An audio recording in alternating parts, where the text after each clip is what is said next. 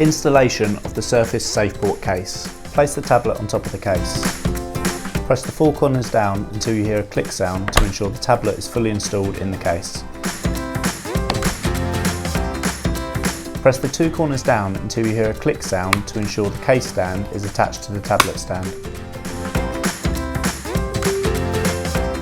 Pull out the stand from the two sides of the case.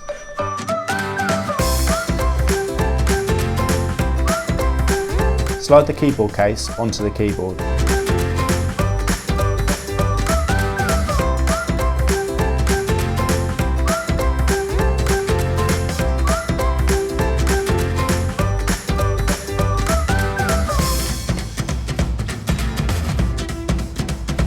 Removing the Surface Safeport case.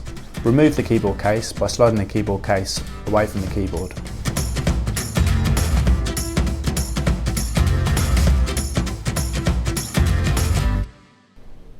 Press the two corners of the case stand to release the case from the tablet stand.